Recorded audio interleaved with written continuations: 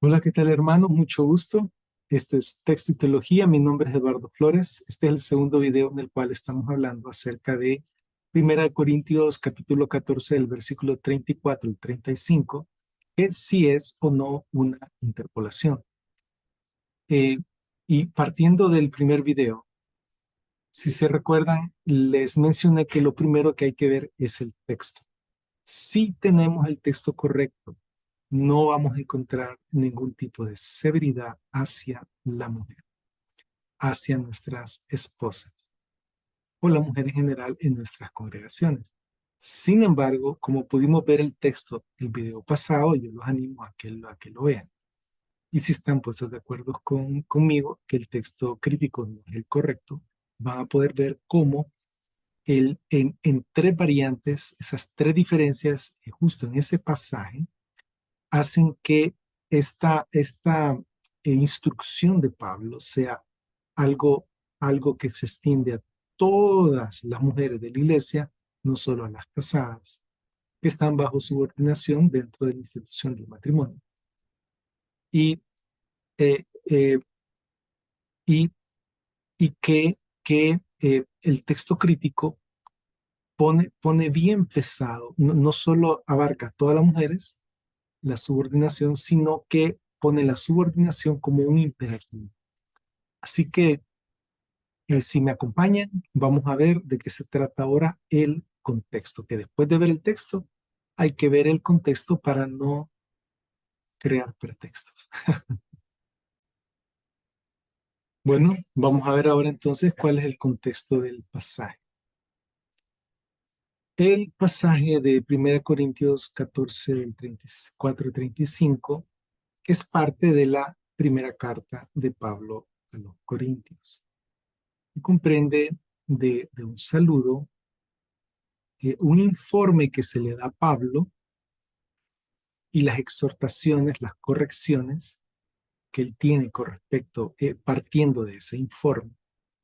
Y luego las respuestas que da Pablo a algunas interrogantes de una carta que no tenemos copia, pero de una carta que los corintios le mandaron a él. Entonces, la carta se puede dividir en dos. Y aquí están los versículos, ¿sí? Y realmente la división está bien hecha en capítulos. La primera parte, que es el informe, va del 1 al 6. La segunda parte, que son las respuestas, van del 7 al 16. Entonces, este pasaje está dentro de lo que serían las respuestas. Ahora, esta segunda parte de las respuestas, yo lo podría dividir en el capítulo 7, que es el asunto del matrimonio, el estado civil, capítulo 8 al 11.1, que sería el capítulo 8, capítulo 9, capítulo 10 y un versículo del capítulo 11, que son tres capítulos, que habla acerca de la idolatría y la libertad personal, y en medio habla Pablo, de su ejemplo como la libertad que él tiene, y habla también del ejemplo del pueblo de Israel que cayó en idolatría. ¿Sí? Luego, la tercera parte de esta cuestión de las respuestas, pienso yo que se trata del capítulo 11, 12, 13 y 14, excepto el primer versículo del capítulo 11.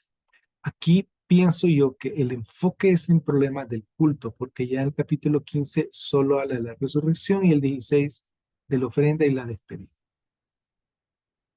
Entonces, una vez que se termina de hablar de la libertad personal, que él pone el punto final, arranca otro relato con otro tipo de redacción, y ese tiene como punto final en los últimos 3 4 versículos del capítulo 14. Y en esto nos vamos a enfocar. Aquí, problemas en el culto. Ahora, ahora vamos a hacer una pausa para ver el texto de la familia, para ir viendo en sí cuál es el contexto. Entonces vamos a comenzar con el final para eh, eh, definir bien los límites de la redacción de esta porción de Primera Corintios. Dice aquí al final, por lo tanto, ya esto es una conclusión. Hermanos, anhelen profetizar y no prohíban hablar en lenguas. Que todo se haga decentemente y en orden. Esta es la mentalidad de Pablo. Sí, que anhelen profetizar. Eso es lo que él quiere para que ellos crezcan. No prohíban hablar en lenguas. O sea, no es que él está prohibiendo eso. Y que en medio de todo, aún profetizando, ¿sí? Y hablando en lenguas, que todo se haga decentemente y en orden. Esa es la mentalidad que él tiene al arrancar o al finalizar la porción, ¿sí? Porque aquí en el versículo 1 del capítulo 15 dice, ahora bien, hermanos, quiero explicarles más acerca del evangelio que les proclamé, y habla del evangelio y la resurrección. De ahí cambia de tema. Nos vamos a ir entonces, perdón, por si no lo sabían, este es la palabra preservada, que es mi traducción del griego al español, del texto griego del Nuevo Testamento, según la familia 35. Y estas llamadas aquí, estas notas al pie, por ejemplo, mandamientos, nos vamos aquí abajo, aquí son mandamientos, lo dice estos testigos y estas ediciones, es mandamiento, lo dicen estos testigos y esta edición. Y luego hay otras dos variantes más. Entonces, abajo, de arriba pongo el texto y abajo las diferencias con otros textos. Así que vamos a ir ahora a 1 Corintios 11. Entonces, estamos en el 10, estamos en huyan de la idolatría, ¿sí? Y un límite a la libertad, hacerlo todo para la gloria de Dios. Y luego dice entonces Pablo aquí, por tanto, ya sea que coman o que beban o cualquier cosa que hagan, háganlo todo para la gloria de Dios. No sean ofensivos ni a los judíos, ni a los gentiles, ni a la iglesia de Dios, así como yo trato también de complacer a todos en todo. Y esto es una conclusión, porque Pablo habla de su testimonio, igual, sin buscar mi propio beneficio, sino el de muchos, para que sean salvos. Sean imitadores de mí, así como yo de Cristo. Entonces, por eso esta oración pienso yo que es parte de todo este contexto, porque está hablando de Él y que como Él hace lo mejor en beneficio de los demás y que lo imite. ¿Sí? Ahora, aquí ya comenzamos otra sección. Dice, no obstante, los alabo a ustedes, hermanos, porque se recuerdan de mí en todas las cosas y guardan las tradiciones o doctrinas, así como se las entregué a ustedes. O sea, que aquí haya cambia de tema y está hablando de otra cosa.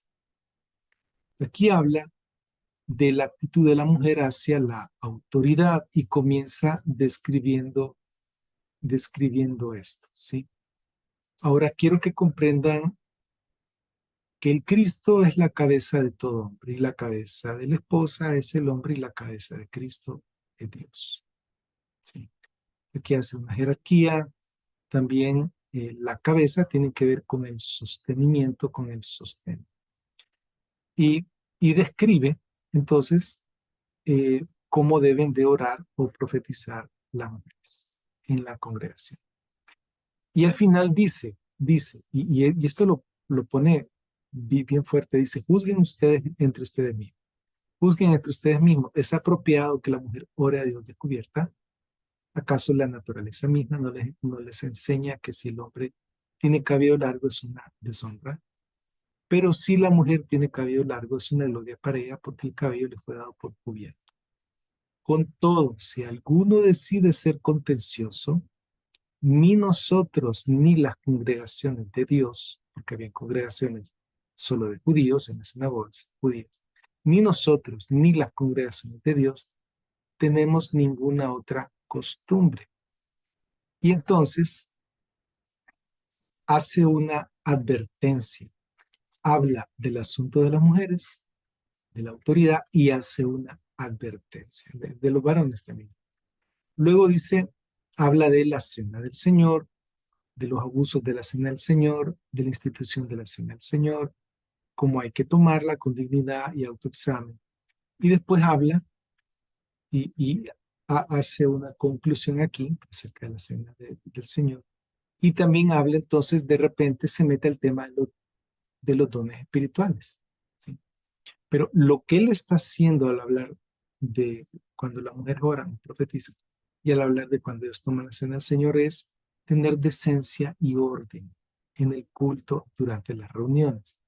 Aquí comienza a hablar de los dones espirituales y esto parecería fuera de contexto, pero habla primero de los dones, pone la lista, habla de la unidad, que cada miembro es necesario, habla del orden de los dones y después se mete al asunto del amor y dice que pues, obviamente el amor es mayor que los dones, ¿no? Pues conocemos en parte, y, ¿verdad? Pero ¿cómo se llama? En el 13, por ahora estos tres permanecen, la fe, la esperanza y el amor, pero el mayor de ellos es el amor. Él regresa al tema de los dones, dice, procuren el amor en el 14 y deseen los dones espirituales, pero especialmente que profeticen, porque él lo que tiene en mente al hablar de los dones espirituales y del amor es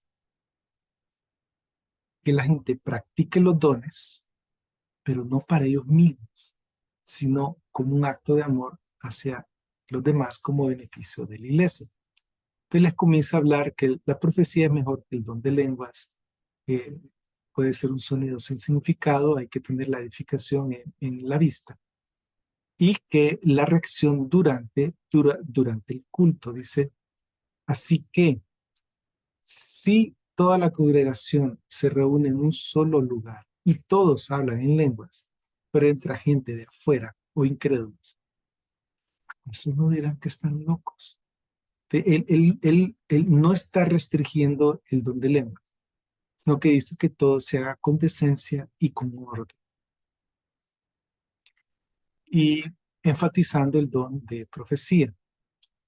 Dice, ya con el don de profecía, los secretos de su corazón son expuestos y entonces postrándose sobre su rostro, alabaron a Dios, declarando realmente, Dios está entre ustedes. ¿Por qué?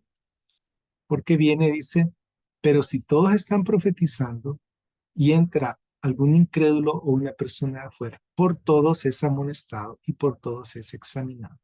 Es decir, su conciencia se siente así. Así que, y así los secretos de su corazón son expuestos. Y entonces, postrándose sobre su rostro, alaban a Dios, declarando realmente, Dios está entre ustedes, que es una reacción muy distinta a que si entran en un lugar a donde todo el mundo está hablando en lenguas y no hay un orden y no hay decencia. Entonces, ¿qué es lo que ocurre, hermanos? Cuando se reúnen y él comienza a dar el resto de las instrucciones. Entonces, después dice, porque Dios no es un Dios de desorden, sino de paz. Y comienza a hablar, así como las congregaciones de los santos. Sus esposas deben guardar silencio en las asambleas. Y después de esto, dice, perdón, lo vamos a leer todo. Dice, así como en todas las congregaciones de los santos, sus esposas deben guardar silencio en las asambleas, porque no les es permitido hablar sino estar en subordinación. Y aquí abajo sale que sus esposas, dice la familia 35, y las mujeres, dice el texto crítico, que estar en subordinación, dice la familia, y que se subordinen como en imperativo, dice el texto crítico. Y en vez de las mujeres, dice una mujer. Pero si ellas quieren conocer acerca de algo, que pregunten en casa a sus propios maridos, porque es vergonzoso que las mujeres hablen en la iglesia. ¿Acaso la palabra de Dios procedió de ustedes o solamente llegó a ustedes? Esta es una advertencia seria. Si alguno piensa que es profeta o espiritual que reconozca que las cosas que les escribo son mandamientos del Señor. Pero si alguno es ajeno a todo esto, que lo siga así. Por lo tanto, hermanos, anhelen profetizar. Entonces, habla del asunto de las mujeres, justo después de que habla de la profecía y de las lenguas. Justo antes habló del amor y habló de los dones espirituales y habló de la cena del Señor y habló también de las mujeres. ¿Sí?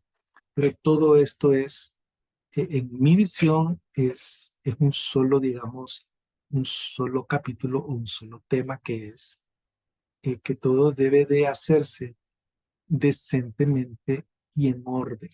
Decentemente y en orden. Estas dos palabras son aplicadas para cuando la mujer ora y profetiza, para cuando se toma la cena del Señor, para cuando los hermanos aplican los dones espirituales en las reuniones de la iglesia, particularmente para el don de profecía, particularmente para el don de lenguas, y luego otra vez menciona el, la, la, la sumisión de la esposa para con el esposo aún adentro de la reunión de la iglesia. ¿Sí? Es todo que todo sea decentemente y en orden. Eso es lo que Pablo tiene en. Ahora, vamos a ver, cómo está el asunto aquí. Sí, vamos a regresar a la presentación, si me permite. Entonces, mis hermanos amados, regresando al bosquejo de 1 Corintios, se divide, aquí sale 4, pero básicamente en 2, el informe y la respuesta. Luego, la respuesta se divide en 4, desde mi punto de vista, y particularmente problemas en el culto. Pablo lo trata de que todo se haga decentemente y en orden. Ahora, eh, entonces, lo dividí de esta forma. La actitud de la mujer hacia la autoridad, la cena del Señor, los dones, el amor, la profecía, la lengua, instrucciones con respecto a las mujeres. Ahora, al estar estudiando más profundamente esto, vi que, bueno, aquí habla de las mujeres y aquí habla de la mujer al principio y al final. Ah, y Pablo siendo judío, bueno, él pudo haber utilizado algún tipo de recurso literario como el quiasmo. Me puse a ver y fíjense que yo lo que les traigo nuevo, esto no he visto que alguien diga que hay un quiasma ahí, pero me parece que podría haber uno. Es decir, porque habla de la mujer y la autoridad del versículo 2 al 16 del capítulo 11. Y también habla de la mujer y la autoridad del 33b al 40. Habla de problemas en las reuniones, en particular la cena del Señor, del 17 al 34. Y habla problemas en las reuniones, particularmente la profecía y el don de lenguas, enfocado ya no a la teoría, sino en sí en la reunión. ¿Qué es lo que ocurre en la reunión? Eh, y en el capítulo 12 habla de los dones espirituales en general. En el 14 también habla de los dones espirituales. Y en medio está el amor. Entonces, si el amor está en medio, y no hay duda que el amor está en medio ahí, y habla de la mujer y la autoridad al principio y al final, pienso yo que estas tres porciones nos indican que, y si el amor parte en dos, la parte de los dones espirituales, pues solo hay que buscar cuál es lo común de estos dos y lo común es problemas en la reunión. Así que, entonces, ¿qué estamos hablando acá? A ver, yo creo que sí, ok. Pablo se enfoca en la falta de decoro y en el desorden de las reuniones de los corintios. Ese es el problema en esta porción. En todo esto, el amor es lo principal. La mención de las mujeres al principio y al final de la sección muestra una estructura quiasmática típica del pensamiento judío de la época. No veo disrupción ni contradicción en el discurso de Pablo en los versículos de 1 Corintios del 14 del 33b al 35. Es decir, los críticos textuales que dicen que es una interpolación, dicen que estos versículos vienen a disrumpir el discurso de Pablo, pero podemos ver por la forma quiasmática que no viene a disrumpirlo. Ahora resulta que más adelante me di cuenta que Payne él pone un pequeño quiasma del capítulo 14 y dice que esta parte del versículo 33 al 34 está por fuera del quiasma. Y yo no sabía que él ponía un quiasma ahí. Pero bueno, el quiasma que pongo yo es de toda la sección en general, del eh, del capítulo 11 al 14. Y realmente no hay una disrupción, ¿sí? ¿Por qué? Porque es un quiasma. Y él en general está hablando de el orden y la decencia en el culto, es decir, cuando la gente se reúne. Tampoco hay contradicción, si no hay contradicción, sino que Pablo está diciendo, todos pueden hablar lenguas, todos pueden profetizar, pero que sean dos o tres y en orden. No, no que sea todos, porque si no alguien de afuera viene y piensan que están locos. Y eso no lo digo yo, lo dice la palabra. Y, y que sea entonces por turnos, sino todos al mismo tiempo. No es que van a profetizar todos al mismo tiempo, sino que en orden. Entonces, él está diciendo esto y después menciona a las mujeres casadas para que se sepa primero que el hombre tiene que darle comida espiritual a las mujeres. Es responsabilidad del varón en el matrimonio. El hombre tiene que darle guía a las mujeres, no tiene que ser un hombre pasivo, tiene que ser un hombre activo, aunque su personalidad sea pasiva y tranquila y conciliadora, él tiene que ser un hombre líder, porque si se casó es para eso, para ser el líder de la familia y ser el que se sacrifica a favor de su esposa. Entonces, para él, si su esposa comienza a preguntar cosas en el culto, ella tiene el derecho a saber si estamos creciendo en Cristo todos. Pero si vos no le estás enseñando en casa a tu mujer, entonces, claro, ella está llena de dudas. ¿Y qué hace? Pues pregunta. Entonces, ¿para quién es la deshonra? ¿Para los demás de la congregación? No, la mujer está siendo sincera en su pregunta. La deshonra es para el esposo porque todo el mundo va a decir, ah, no le enseña, no tiene interés, no sabe. Entonces, si lo tomamos desde ese punto de vista, este asunto de estos pasajes, de que la mujer tiene que estar en silencio, no es en contra de la mujer, es a favor de la estructura jerárquica del matrimonio que Dios puso en Génesis capítulo 3, eh, y, y que se respete, así como se respeta la estructura jerárquica del matrimonio en casa, que se respeta también en las asambleas. ¿Para qué? Para que todo sea con orden y decencia. Ahora entonces, vamos a ver, sí, después hice un flashback ahí. Entonces, vamos a ver, eh, entonces vamos a ver, les quedé diciendo, pero es que tuve que conectar y desconectar unos cables aquí. Entonces, vamos a ver cómo concluimos esto del contexto. El contexto es a favor de la decencia y del orden en las reuniones, ya sea para tomar la cena del Señor, ya sea para poner en práctica los dones espirituales. Y eso incluye la oración, la profecía de las mujeres, incluye la subordinación de las mujeres casadas a sus maridos, tanto en casa como en la iglesia. Entonces, como ven, no es severo, sino no es una subordinación así como pesada, no, porque la mujer Al casarse, tiene que saber que ella va a estar sujeta a su marido. Ese es uno de los roles. ¿Sí? Y el rol del hombre es ser guía, ser líder, amar con sacrificio, aunque te duela, aunque te cueste, aunque estés cansado, aunque tengas sueño, amar con sacrificio.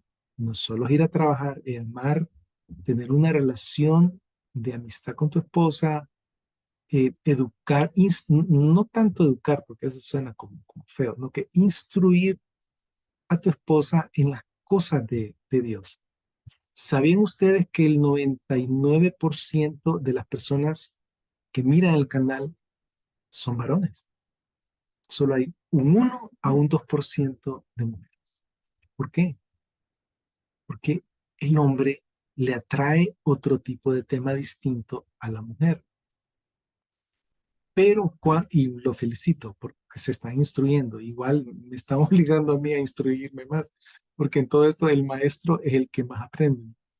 Pero entonces, este, el hombre tiene que llevar la carga de conocer de estas cosas.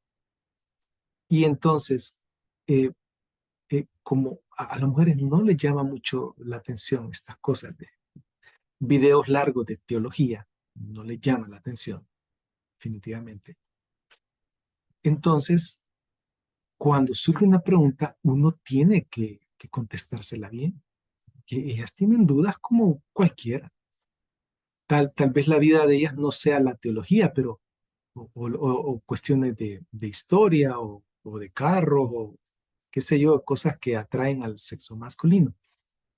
Pero cuando tienen dudas, pues uno tiene que mostrarle con tranquilidad, mira, esto es lo que dice, esto es lo que dice. Y entonces uno tiene que llevar la delantera en ese sentido. Así que mis hermanos, espero que no se hayan molestado, espero que ah, no sean abusivos en sus iglesias hacia la mujer. Hagámoslo todo con decencia y en orden. Ahora quisiera hacer una aclaración final.